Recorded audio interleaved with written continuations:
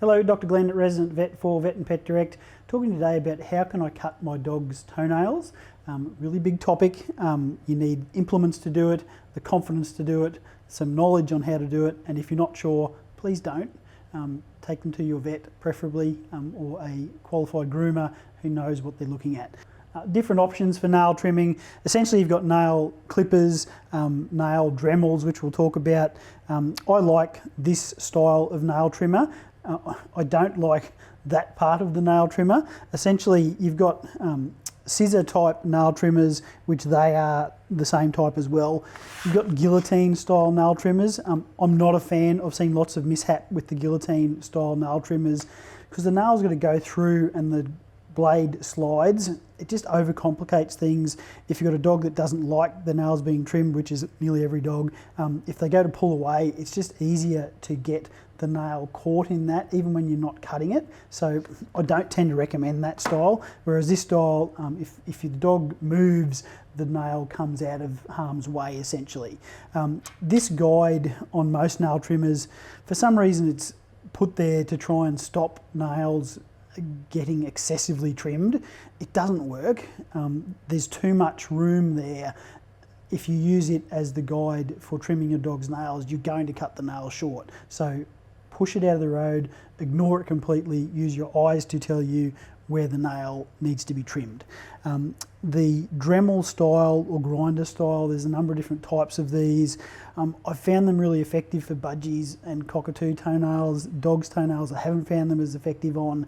Look, they do work. It takes a fair amount of time. Don't think that you're going to do a quick nail grind, which is going to stop you needing to trim your dog's nails, because it takes a while, and the faster that goes, the more heat builds up, and I've got concerns concentrating on one nail for 30 seconds at a time, how much heat builds up. So definitely a good idea to use for filing off the edges, and a little bit often could work, but if you're going to cut your dog's nails in a reasonable time frame, cutting them is the only way to go.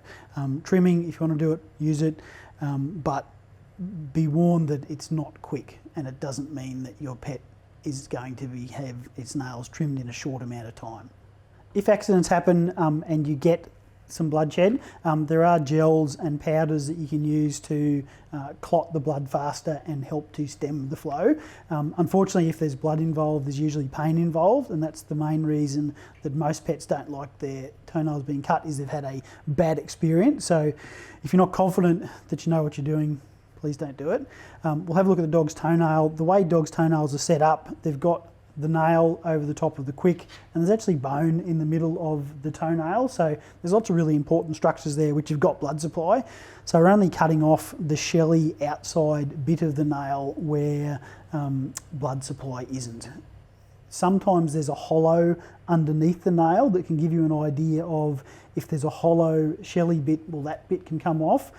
Some pets with toenails that haven't got dark pigment, you can see where the pink quick tissue ends and the shelly bit starts.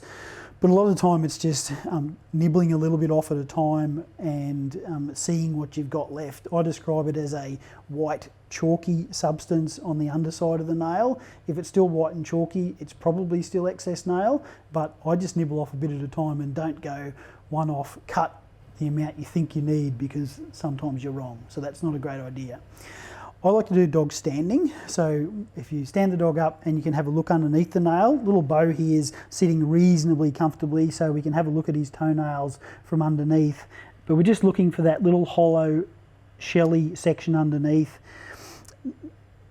If you draw a line from where the pad is straight through to the toenail, that gives some indication, but it's not realistically a cut here line. So I recommend having someone that can trickle feed treats. You're trying to make this as pleasant an experience as possible. Standing position, I find, is the best. You can gently have that foot up in a normal position so we can see the toenail. Beau hasn't got pigmented toenails, so that you can see there's a little bit of clear there, but I'm only nibbling off a couple of millimetres at a time realistically. I can see that there's still some chalky material there at the end of the nail. You don't have to cut it straight across. You can just trim around the edges a little bit. Boy. Moving on to the next nail again. But if in doubt, don't cut it off, basically. So I find this is the most natural position for dogs. If you're pulling their feet out in front of them, A, you can't see the bottom of the nail, and they just don't seem to like it as much. So upside down here, just nibbling back a little bit at a time. Again, we're not using that guard because it's pointless and hopeless. It's 4. This one's a little bit longer. It's a little bit of a hollow shelliness there, so I can see confidently there's a little bit more to come off. Losing that chalky sort of look. So then a little bit more to come off there. Little dew claw hiding around the corners. They don't touch the ground. It's reasonably long there and reasonably sharp. So I'll take that point off, have a closer look, a little bit more, and we're done. 1 foot done. So back feet I'll do the same. So standing position, you can just support them underneath here like this. Lift that back foot up. Beau doesn't like his back feet being touched as much, which is a little bit unusual. Usually the back feet are the less private spot.